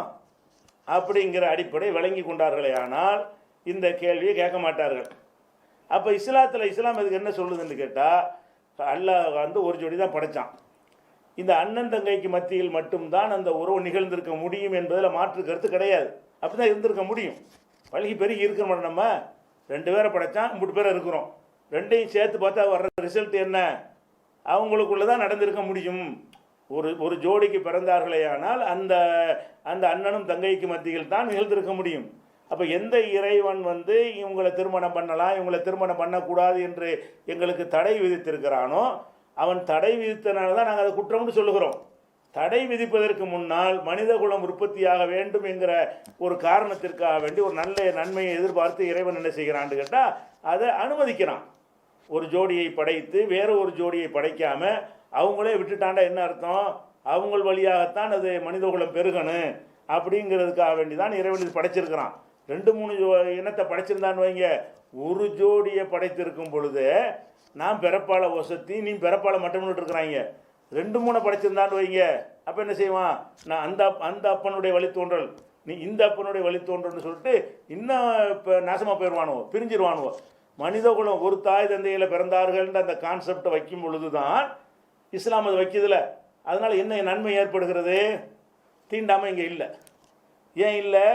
அவர் இந்துவாக இருப்பார். இந்துவாக இருந்தால் என்ன, அவர் கொள்கை வேற. அவரும் என்னுடைய அதே அப்பனுக்கு பிறந்தவர் தான், என்னுடைய முதல் தகப்பன் வழியாகத்தான் அவர் வந்திருக்கிறார். ஒரு கிறிஸ்தவருடைய கொள்கை என் கொள்கையும் வேற, ஆனால் அவன் என் சகோதரன். ஒரு கடவுள் மறுப்பாளனுடைய உங்கள் கொள்கையும் எங்கள் கொள்கையும் வேறு தான், ஆனால் நீங்கள் எங்கள் சகோதரர்கள். எப்படி சகோதரர்கள்? இப்படி நம்ம எல்லாரும் மேலே போயிட்டு இருந்தால் ஒரு தாயில் போய் முடியும், ஒரு தந்தையில் போய் முடியும். அந்த ஒரு தாய் தந்தைக்கு பிறந்தோம் என்று சொல்லும்போது தான் உலக சமத்துவம் ஏற்படும். இது ஏற்படணுங்கிறதுக்காக வேண்டி இறைவன் என்ன செய்கிறான் என்று சொன்னால், அந்த முதல் தலைமுறைக்கு மட்டும் அண்ணன் தங்கை தான் வரும் என்றாலும் அதை அனுமதிக்கிறான். படைத்தவன் அனுமதித்து விடும் பொழுது அதில் கேள்வி கேட்க முடியாது. ஒன்றுமில்லாமல் எங்கள் நம்பிக்கை பிரகாரம் ஒன்றுமற்ற நிலையிலிருந்து எங்களை படைக்கிறான். படைத்திருக்கிற இறைவன் எதை செய்ய வேண்டாம் என்று சொல்கிறானோ அதை நாங்கள் தடுத்து கொள்கிறோம். எதை செய்ய அனுமதிக்கிறானோ அதை நாங்கள் செய்கிறோம். அதனால் இஸ்லாம் வந்து இஸ்லாமிய கருத்து பிரகாரம் சரி, உங்கள் விஞ்ஞான கருத்து பிரகாரம் சரி, எந்த கொம்பனுடைய கருத்து பிரகாரம் எடுத்துக்கொண்டாலும் சரி தான், ஒரு அண்ணன் தம்பி வழியாகத்தான் ஆரம்பகட்ட தலைமுறை வளர்ந்தது, பெருகியது. ஒரு தாய் தந்தை அந்த அண்ணன் தங்கைங்கிற உறவு வழியாகத்தான் உலகத்தில் பரவியது. அதில் மாற்று கருத்தெல்லாம் கிடையாது. பல்கி பெரிய பிறகு இறைவன் அதை நம்ம குற்றமாக ஆக்கி சொன்ன பிறகு எல்லாருமே அதை தவறு என்று ஒத்துக்கொண்ட பிறகு நமக்கு என்ன செய்ய, இயல்பாகவே அண்ணன் தங்கைகளுக்கு மத்தியில் அந்த மாதிரியான ஒரு தூண்டுதலோ உணர்வோ வராது. அந்த மாதிரி ஒரு இறைவனை அதை மாற்றி அமைத்து விட்டான் என்பதை பார்க்கிறோம். அதனால இது ஒரு அறிவார்ந்த கேள்வி, என்ன செய்யக்கூடாது, பேசக்கூடாது என்பதை அவங்களுக்குரிய பதிலாக நம்ம சொல்லிக் கொடுக்குறோம். அடுத்து ஒரு கேள்வி கேட்குறாங்க. முகமது ஜக்கரியா தச்சங்குறிச்சிங்கிற ஊர்லேருந்து கேட்குறாரு. அல்லாஹ்வுடைய பாதையில் அதிகமாக பொருளாதாரத்தை இயன்ற அளவுக்கு செலவு செய்தால் அதை விட பன்மடங்கு அதிகமான பொருளாதாரம் பெருகும் என்று போதனை உள்ளது. அப்படி இருக்க ஒரு பொருளுக்கு ஒரு முறை தான் ஜக்காத் என்று கூறுவது ஏன் அப்படின்னு கேட்குறாங்க. அவர் என்ன சொல்கிறாருன்னு கேட்டால், அல்லாவுக்காக நம்ம அள்ளி கொடுத்தோம்னா அதில் நிறைய தருவான்ல, அப்படி தரும் அப்படி ஒரு கான்செப்ட் இருக்கக்கூடிய நேரத்தில் நீங்கள் ஒரு பொருளுக்கு ஒரு தடவைன்னு சொல்லும் பொழுது அது கொஞ்சமாக தானே அவருக்கு கிடைக்க போகுது. 2.5% செலவழிச்சாருன்னா அதுக்கு தான் நல்லா பறக்க செய்வான் இப்படிங்கிற ஒரு அர்த்தத்தில் கேட்குறாங்க. ஃபஸ்ட்டு நம்ம விளங்கி கொள்ள வேண்டிய என்னன்னு கேட்டால், ஜக்காத்து என்பது வந்து கட்டாயமாக செய்கிற ஒரு கடமை. அதுதான் இந்த 2.5%, அதுதான் ஒரு பொருளுக்கு ஒரு தடவைங்கிறது. இது இல்லாமல் அவங்களாக விரும்பி தாமாக செலவு செய்கிறதுக்கு வந்து மார்க்கத்தில் ஆர்வமூட்டப்பட்டிருக்கல, அதை செய்வார். அதில் தான் இஹ்லாஸ் கூட இருக்கும். கட்டாயமாக உள்ளதில் அரசாங்கத்துக்கு பயந்து கூட அந்த காலத்தில் கொடுப்பாங்க. கட்டாயமான ஜக்காத்துன்னு சொன்னால் இந்த காலத்தில் அரசாங்க பயந்து யாரும் கொடுக்கறது இல்லை, நம்மளாக கொடுக்குறது தான். இஸ்லாமிய அரசு இருந்துச்சுன்னு சொன்னால் கம்பல்சரி வசூல் பண்ணுவாங்க. கொடுக்க மாட்டேன்னு சொல்கிறவன்ட்டே இவங்க கொண்டாட கணக்கு பார்த்து வாங்கிட்டு போயிடுவாங்க. அப்படிப்பட்ட நேரத்தில் இஹ்லாஸு கூட இருக்காது அந்த காலத்தில் இந்த மாதிரி கொடுத்தாங்கன்னு சொன்னான். ஆனால் சதக்காங்கிறது என்ன, நம்மளாம் விரும்பி கொடுக்குறது. கொடுக்காட்டி அரசாங்கம் கேட்காது, யாரும் கேட்க மாட்டாங்க, எவனும் நம்ம கொஸ்டின் பண்ண முடியாது, கஞ்ச பெயர்னு சொல்ல முடியாது. ஆனாலும் நம்ம ஏழை கஷ்டப்படுறாங்களே, நமக்கு எல்லாம் நிறைய தந்திருக்கிறானே, நம்ம நிறைய உதவி செய்வோமே என்று நம்மளாக உணர்ந்து அதை கொடுக்குறோம் பாருங்க, அது வந்து பெரிய தர்மம். அதை கொடுத்து உங்கள்ட்ட செல்வம் பெருகுமே. உங்களை இதை தாண்டி கொடுக்கக்கூடாதுன்னு யாராவது சொன்னாங்களா? ஒரு பொருளுக்கு ஒரு தான் கொடுக்கணும், அதோடு நிறுத்திக்கிறணும், அப்புறமேல் கொடுக்குற ஹராம்டா உங்களுக்கு சொல்லப்பட்டிருக்கு. கட்டாயமான ஒரு அளவு உங்களுக்கு சொல்லப்பட்டிருக்கு. எவ்வளவு? 2.5% சொல்லி, அப்போ 2.5% வச்சுக்கிறீங்கல்ல, அதில் ஒருத்தர் கேள்வி கேட்டால் என்ன சொல்லுவீங்க? வருஷத்துக்கு ஒரு தடவைங்கிறதுல உங்களுக்கு இந்த கேள்வி வருது. இன்னொருத்தர் இப்படி கேட்குறாரு, ஏங்க நிறைய செலவழிச்சா நிறைய வரும்ல, ஒரு 25% போடுங்க ஜக்காத்தை அப்படின்னு கேட்டால் இதே கேள்வி தானே. அது மாதிரி தானே 2 ரொம்ப கம்மியாக இருக்குது, ஒரு 25 போட்டால் நிறைய அவருக்கு நிறைய செலவழிப்பார், நிறைய கிடைக்குமான்னு கேட்டால் என்ன பதில் சொல்லுவீங்க? என்ன பதில் சொல்லுவீங்க? அதான் இதுக்கு பதில். அல்லாஹ் உன்னை கடமையாக்குறான்னு கேட்டால் அதுக்கு மேலே செய்யக்கூடாதுன்னு உன்னை தடுக்கலை. இதை செய்யாட்டி குற்றம் கேள்வி கேட்பேன். இதுக்கு மேலே செஞ்சால் உனக்கு நன்மை தருவேன், அதுக்கு மேலே செய்யலைன்னா உன்னை கேள்வி கேட்க மாட்டான். 2.5க்கு மேலே ஒருத்தன் செலவு செய்யவே இல்லை வாழ்நாள் போகிறான், அல்லாஹ் வந்து கொஸ்டின் பண்ண மாட்டான். உன் கடமையை செஞ்சுட்டேன்ருவான். அவன் வந்து 25, 50, 30% செலவழிக்கிறான். அப்போ அதுக்கு என்ன செய்வான்? அல்லாஹ் கூடுதலாக 1க்கு 700 எள்ளி கொடுப்பான். அப்படிங்கும் பொழுது உங்களுக்கு இஸ்லாத்தில் ஜக்காத்துங்கிற ஒரு கடமையும் சொல்லப்பட்டிருக்கிறது, சதக்காங்கிற ஒரு விரும்பி செய்யக்கூடிய தர்மங்கள் ஆர்வமூட்டப்பட்டிருக்கிறது. அதையும் சேர்த்து நீங்கள் செய்தீர்களேயானால் உங்களுக்கு செல்வம் பெருகும்னு நினைக்கிறீங்கல்ல, அதில் பெருகணும். அதில் தான் கண்டிப்பாக பெருகும். அந்த சதக்காவில் தான் என்ன செய்யும், உங்களுக்கு அதிகமாக பெருகும். அந்த கான்செப்டுக்கு இது என்ன இல்லை, மாற்றம் கிடையாது. அது போக இந்த ஒரு பொருளுக்கு ஒரு முறை ஜக்காத்துன்னு சொல்லி இது நம்ம கூறுற மாதிரி கொண்டு வந்து கேட்டிருக்க கேள்வி. நீங்கள் கூறுவது நாங்களாக கூறணும், மார்க்கம் அப்படி தான் கூறுகிறது. நீங்கள் விளங்காமல் இவ்வளோ நாளாக என்ன செஞ்சீங்க, ஒரு 100 பவுன் நகை இருந்துச்சுன்னா இந்த வருஷமும் அதுக்கு ஜக்காத்து கொடுக்குறீங்க, அதே 100 பவுனுக்கு அடுத்த வருஷமும் கொடுக்குறீங்க, அதே 100 பவுனுக்கு அடுத்த வருஷம் இப்படி கொடுக்க சொல்லி குர்ஆனில் ஏதாவது இருக்கா உத்தரவு? இப்படி கொடுக்க சொல்லி ஆதாரப்பூர்வமான ஹதீஸ் ஏதாவது இருக்கா? இல்லை. ஜக்காத்து ஒரு பொருள் கொடுத்துட்டோம்னு சொன்னால் மறுபடியும் கொடுக்க வேண்டும் என்று சொல்லக்கூடிய எல்லா ஹதீஸுகளுமே பலவீனமாக இருக்கிறது. அதுக்கு ஒரு புஸ்தகமே போட்டிருக்கோம், ஜக்காத்து வருடம் கொடுக்க வேண்டுமான்னு ஒரு புஸ்தகமே போட்டிருக்கோம். இந்த தலைப்பில் மதுரையில் சில உலமாக்களோட விவாதம் கூட பண்ணியிருக்கிறோம்.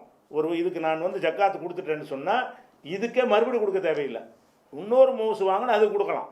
அப்போ ஒரு பொருளை வந்து நம்ம வந்து ஜக்காத்து கொடுத்து விட்டோம் என்று சொன்னால் அதுக்கே திருப்பி கொடுத்தா என்ன ஆயிரும், ஓட்டாண்டியாக போயிடும். அப்படி சொல்ல போனால் நீங்கள் சொல்கிறபடி பார்த்தீங்கன்னா அது அப்படி குறைஞ்சே போயிடும். அப்படி உள்ள மார்க்கம் இது கிடையாதுன்னு நாங்கள் சொல்கிறோம். இதை வந்து நாங்கள் வந்து நாமளாக உண்டாக்கி சொன்னால் தான் இந்த கேள்வி நீ கேட்கணும். நான் அல்லாஹ் தான் சொல்கிறோம், அல்லாவுடைய மார்க்கை தான். ஒரு பொருளுக்கு ஜக்காத்து கொடுன்னு சொன்னால் சாதாரணமாக நீங்கள் புரிஞ்சுக்கிறேன்னு ஒரு கொடுக்க சொல்கிறோம், 1000 ரூபா கூட அவருக்குங்கிறோம். நான் சொல்கிறேன் இஸ்மாயிலுக்கு ஒரு 1000 ரூபா கொடுங்கங்கிறேன். இதுக்கு எப்படி விளங்கிடுவீங்க? வருஷம் வருஷம் 1000 ரூபா கொடுத்துருவீங்களா நீங்கள்? இஸ்மாயிலுக்கு 1000 ரூபா கொடுத்தீங்கன்னா ஒன்ஸு தான், அது அவ்வளோதான். இஸ்மாயிலுக்கு 1000 ரூபா கொடு, அதுக்கு என்ன அர்த்தம்? இஸ்மாயிலுக்கு இன்றைக்கே நாளைக்கே நாளை கழிச்சு அடுத்த மாதம் ஒரு 1000 ரூபாய் கொடுன்னு அர்த்தம். அடுத்த வருஷம் வந்துக்கிட்டு 1000 ரூபா தாங்க, நீங்கள் தானே கொடுக்க சொன்னீங்க, அதான் வாங்கிட்டு அது போன வருஷத்துக்கு உள்ளது இந்த வருஷத்துக்கு தாங்கன்னு கேட்டால் கொடுப்பீங்களா நீங்கள்? ஒரு வார்த்தைக்கு வந்து குடுன்னு முட்டையாக சொல்லப்பட்டால் வருஷம் கொடுன்னு சொன்னால் வருஷம் அது கொடுன்னு சொல்லப்படும். மாதம் கொடுன்னு சொன்னால் இந்த பொருளுக்கு ஒவ்வொரு மாதமும் கொடு என்று சொல்லப்படும். அப்படி சொல்லப்படாமல் பொருளுக்கு ஜக்காத்து கொடுங்க என்று சொல்லப்பட்டால் அந்த பொருளுடைய ஜக்காத்தை கொடுத்தவொடனே வேலை முடிந்து விட்டது. அப்புறம் மறுபடியும் அதில் அதை கொடுத்துட்றாங்க. நான் அவனை முறைய அதில் போய் கொடுக்க சொல்கிறீங்க. அதுக்கு மேற்கொண்டு சம்பாதிப்பான், வந்துக்கிட்டே இருக்கேன், வர கொடுத்துட்டு இருப்பான்.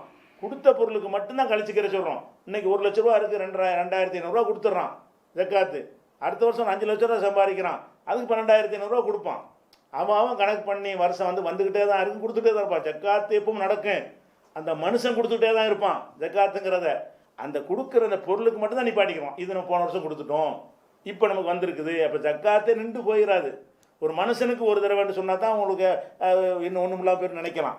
இதை நீங்கள் வச்சுக்கணும். அது போக இன்றைக்கு நீங்கள் வந்து இன்னொன்றையும் விளைவிக்கிறது சொன்னதுக்காக வேண்டி இந்த 2.5% அல்லா ஜக்காத்து கொடுக்க சொல்கிறான்ல, அது கொடுக்குறாங்களே எல்லோரும். எத்தனை பேர் கொடுக்குறான்? இஸ்லாத்தில் இல்லாத ஒரு சட்டத்தை நீங்கள் போட்டு வருஷங்கிறீங்க யோசிக்கிறான், என்னடா இப்படி சொல்கிறாங்க, இந்த வருஷம் கொடுத்துட்டு ஒரே மொத்தமாக கொடுக்காம இருந்துருவோம் அப்படின்னு போயிடும். ஒரு தடவை தாங்க இல்லை, இஸ்லாத்தில் உள்ள சரியான இஸ்லாத் சொல்லுங்கள், எல்லோரும் கொடுத்துருவான். 95 பேர் கொடுத்துருவான். ஒரு தடவை நான் சுத்தமாக்கிடுவோம்டா, இந்த வீட்டுக்கு ஒரு தடவை கொடுத்தா வீடு சுத்தம், இருக்கிற நகைக்கு கொடுத்தால் நகை சுத்தம், அப்போ இருக்கிற காசுக்கெல்லாம் கொடுத்தாலும் காசு தூய்மையாகி விடுகிறது அப்படின்னு சொல்லிட்டீர்களே. ஆனால் அவன் என்ன செய்ய, ஒரு கொடுத்துரு, அவ்வளோதானே, 2,500 தானே, 1 லட்சத்துக்கு கொடுத்துரு, எதுக்கு தனியாகவே, இது பியூர் ஆகிடுச்சு அப்படின்னு கொடுத்துருவான். நீங்கள் என்ன செய்றீங்க, இப்போவும் கொடுக்கணும், அடுத்த வருஷம் கொடுக்கணும், அடுத்த சாவர வரைக்கும் கொடுக்கணும்னு சொன்னீங்கன்னா, அட கூட எப்படியும் கொடுக்க எனக்கு மனசு வரப்போகிறது இல்லை, பேசாமல் கொடுக்காம இருந்துடுறேன். அப்போ தான் ஜக்காத்து கொடுக்குறது குறையும். இதுதான் ஜாஸ்தியாக மக்களுக்கு பயன் தரும். இதை நீங்கள் விளங்கிக்கிறேன்னு அதை ஒரு கூடுதல் தகவலாக இதை சொல்லிக்கிறோம்.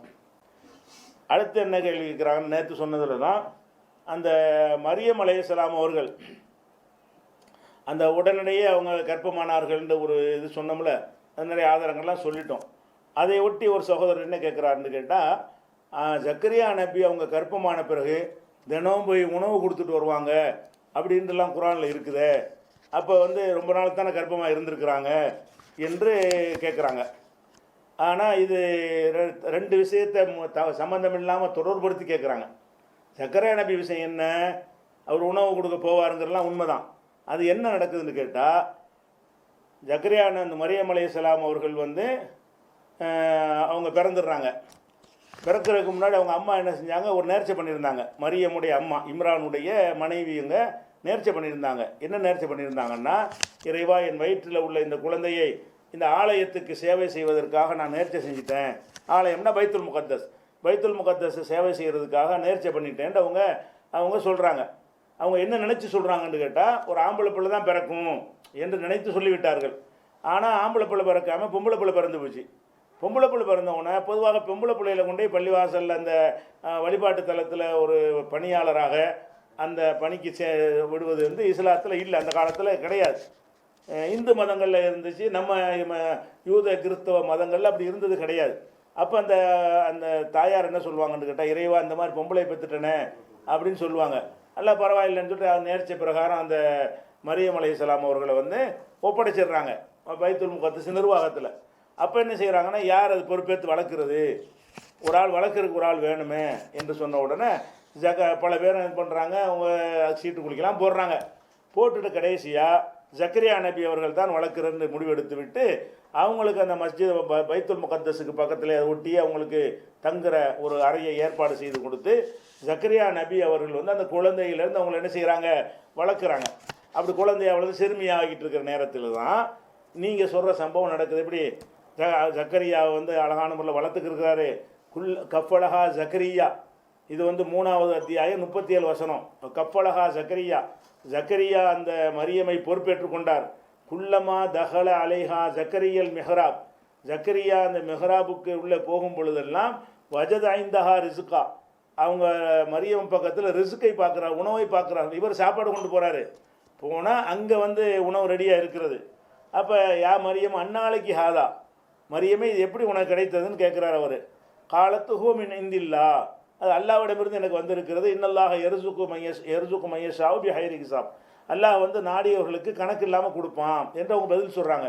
இதெல்லாம் ஜிப்ரீல் அலைஹிஸ்ஸலாம் அவங்களுக்கு அந்த குழந்தைக்கு வேண்டி ரூஹ ஊதுவார் இல்லையா, அந்த நிகழ்வுகளுக்கெல்லாம் ரொம்ப முன்னாடி உள்ள ஒரு சம்பவம். கர்ப்பமாக இருக்கிற நேரத்தில் கொடுத்துட்டு போனாருங்கிற மாதிரி குரானில் இல்லை. இதை நீங்கள் ரெண்டை இணைச்சி நீங்களாக அந்த கருத்தை விளங்கிட்டீங்களே தவிர குரான் அந்த கருத்தில் இல்லை. 3:37 படிங்க, உங்களுக்கு தெரிஞ்சு போயிடும். அதுக்கு முன்னாடியிலேருந்து படித்து வந்தீங்கன்னா இன்னும் தெரிஞ்சிடும். அன்பார்ந்த சகோதர சகோதரிகளே, அஸ்ஸலாமு அலைக்கும் வரஹ்மத்துல்லாஹி வபரகாத்துஹு.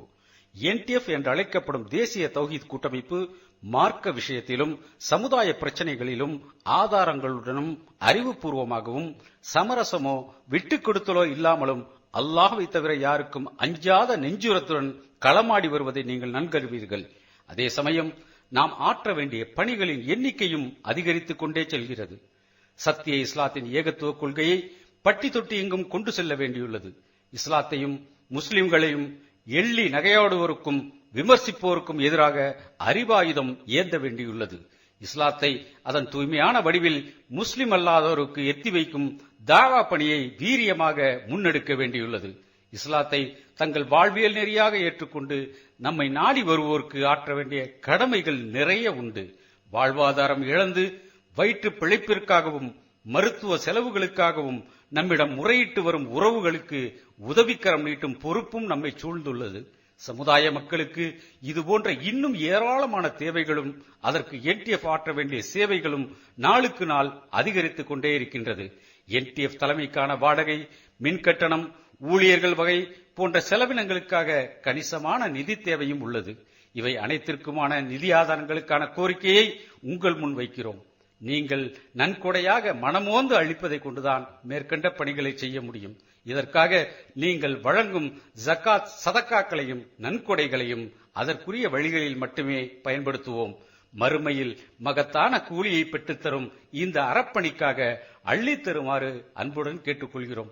எந்த பணிக்காக நீங்கள் வழங்குகிறீர்களோ அந்த பணிக்கு மட்டுமே செலவிடுவதை உறுதி செய்வதற்காக தனித்தனி தொடர்பு எண்களை தந்துள்ளோம்.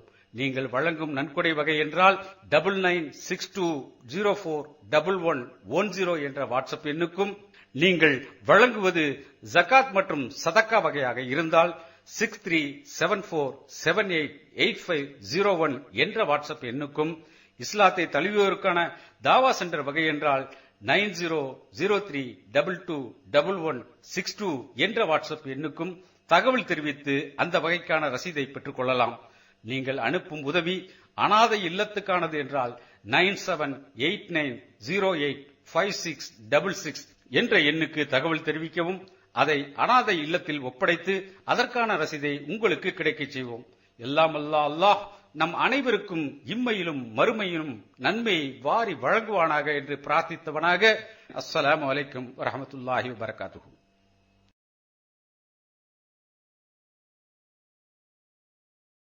அஸ்ஸலாமு அலைக்கும் வரஹ்மத்துல்லாஹி வபரகாத்துஹு.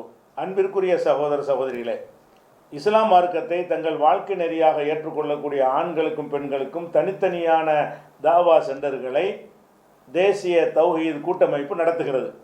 ஆண்களுக்கு மறைமலை நகரிலே இந்த சென்டர் உருவாக்கப்பட்டு 40 நாட்கள் பயிற்சி அளிக்கப்படுகிறது. உணவு, தங்குமிடம், புத்தகங்கள், சுன்னத்து, அபிடவிட்டு, பெயர் மாற்றம் அனைத்தும் அவர்களுக்கு இலவசமாக செய்து தரப்படுகிறது. இஸ்லாமிய அடிப்படை கொள்கை, இஸ்லாம் குறித்த சிறப்பு, அவர்களுக்கு இஸ்லாம் குறித்த இருந்த சந்தேகங்கள் தீர்ப்பு என்று பலவிதமான பாடத்திட்டங்களை கொண்டு அந்த சென்டர் நடத்தப்பட இருக்கிறது. அதுபோல் பெண்களுக்கு அதிராம்பட்டினத்தில் 3 மாதம் தங்கி பயிற்சி எடுக்கக்கூடிய வகையில் தாவா சென்டர் உருவாக்கப்பட்டிருக்கிறது. இந்த 3 மாதமும் உணவு, அவங்களுக்கு தேவையான புத்தகங்கள், பெயர் மாற்றம், அபிடவிட்டு மற்ற எல்லாமே இலவசமாகவே செய்து தரப்படுகிறது. அவர்கள் எந்த ஊரிலிருந்து இஸ்லாத்தை ஏற்று வருகிறார்களோ அந்த ஊரிலிருந்து நம்ம ஊருக்கு வருவதற்குரிய போக்குவரத்து செலவுகள், திரும்பி செல்வதற்கான போக்குவரத்து செலவு எல்லாமே நம்ம என்டிஎஃப் சார்பாக நம்ம செய்து தருகிறோம். இந்த வகைக்கு நீங்கள் உதவி செய்ய விரும்பினால் கீழ்கண்ட வங்கி கணக்குக்கு உங்களுடைய உதவிகளை அனுப்பி வைக்குமாறு கேட்டுக்கொள்கிறோம். அஸ்ஸலாமு அலைக்கும்.